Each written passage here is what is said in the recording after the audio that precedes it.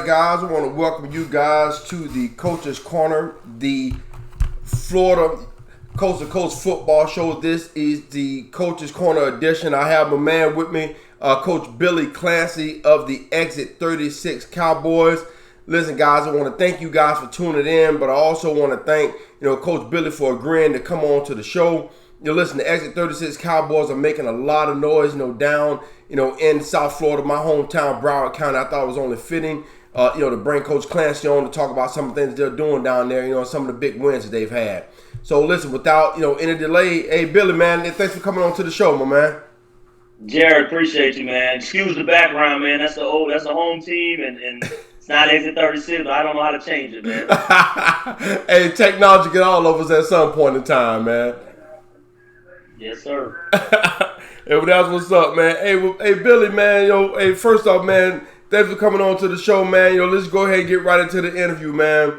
Listen, so in the background actually is a great segue for me, man. So how's the transition been, man? Going from the the AYFL, going over to the Flow League, which you really hadn't gotten an opportunity to play in the Flow League yet, but you've played a lot of their teams, and transitioning, to what they call big boy football, down there, and then from that, to having to go independent. How's that transition been so far? Man, it's been crazy, man. As soon as the AYFL announced that they were canceling the season, Pompano Cowboys coach Eddie Salters hit me up.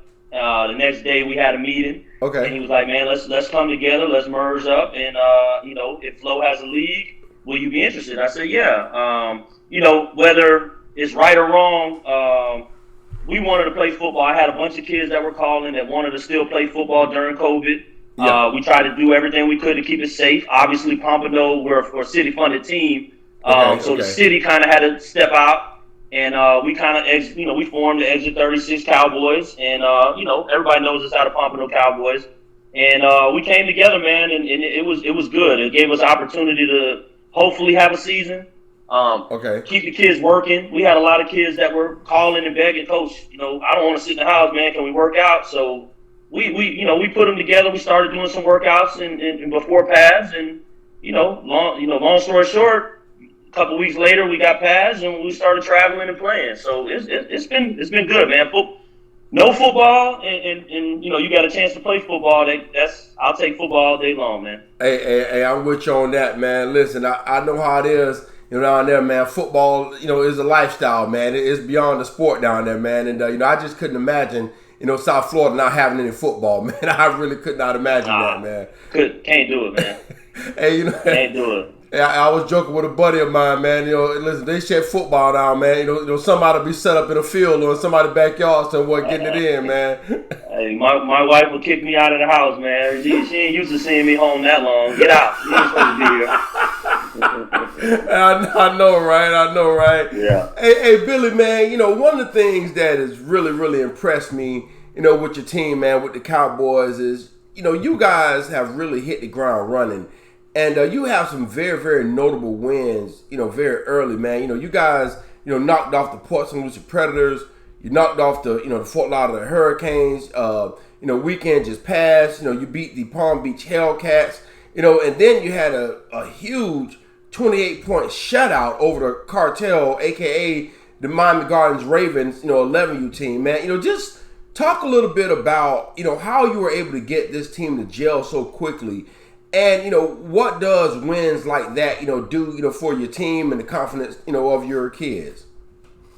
Yeah, I mean, I can speak from an offensive standpoint. I'm the offensive coordinator. Yes, sir. Yes, sir. Everybody knows the system that we run. It's a double wing football. So we are downhill. It takes a little bit of time to teach the system. So we really didn't have much time. We jumped in and we tried to get the basics. First weekend, I think we went up to Rockledge. We played on like 2 weeks of practice, and we played a 12U team from Daytona Beach. Okay. And that was a great test, man, because they were bigger, they were very physical. We stood in the paint, man, and we ended up going 8-0 with them. It wasn't pretty. Okay. We made a lot of mistakes, but that gave our kids a fight in that first game. Most people like to take a cupcake game that first game and win 35-0, but for us, that was big. So we went back to the lab, we worked on it, and you know, down the pipe, we played, like you said, a great Palm Beach Hellcat team last weekend. That's a very well-coached team. That's a tough team, man.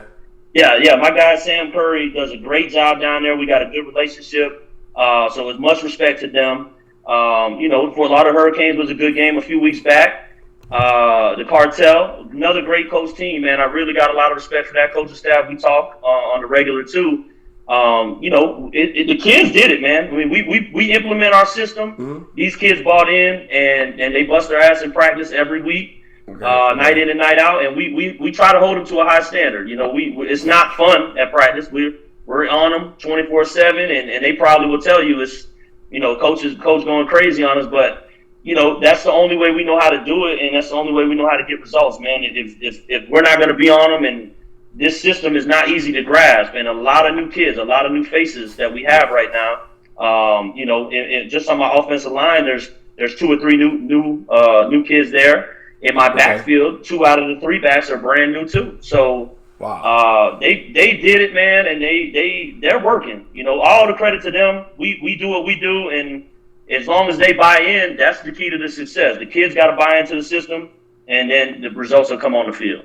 Yeah, hey man, but you know, like I said, you know, I can definitely tell that your team is very well coached, and that's a testament, you know, to you and Eddie and the rest of your coaching staff, because to take on the type of competition that you guys have taken on early in the season and to come out victorious in those games, that's really a testament, you know, to you guys. And you know, I tip my hat to you, man. Yeah, the kids have to go and perform, but as coaches, you know, you've been at this a while, man. You know, you have to put the kids in position to be, you know, successful. And you know, taking on top, you know, I'm talking about nationally recognized talent, man, and winning those games is a true testament to you guys as coaches.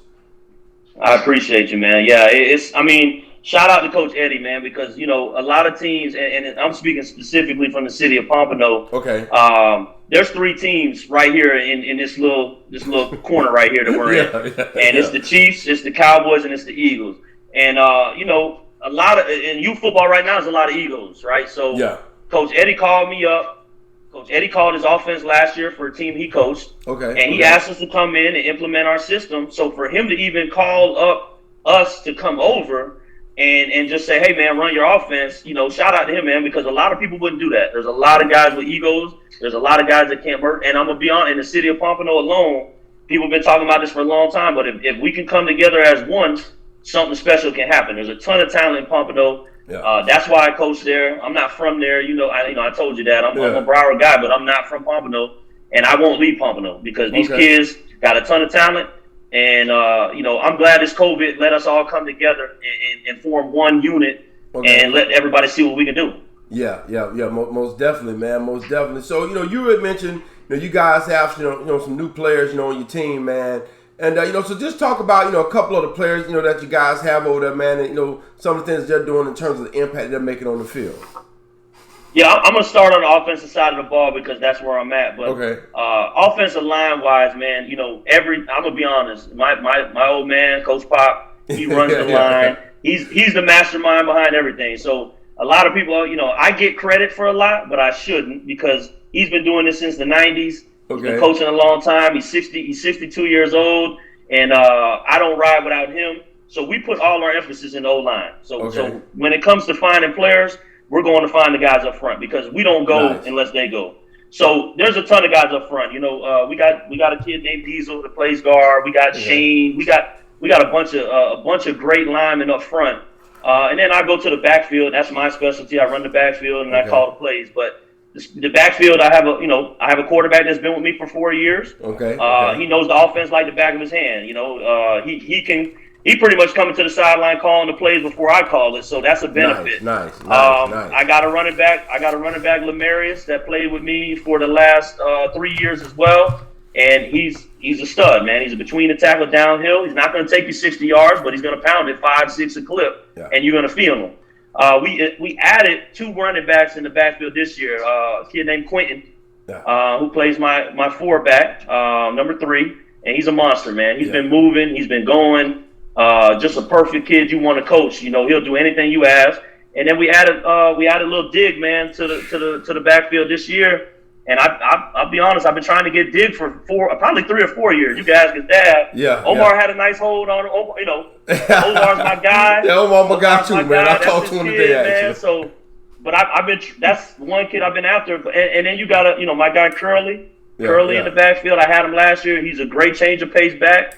He can do it all. And we got a lot, man. A kid fat. We got a kid from the Cowboys last year. Didn't win a game. Okay. But that kid is a stud. That kid can run. He's fast. He never been in anything that, kind of, assistant like ours. So we start to showcase him. Of course.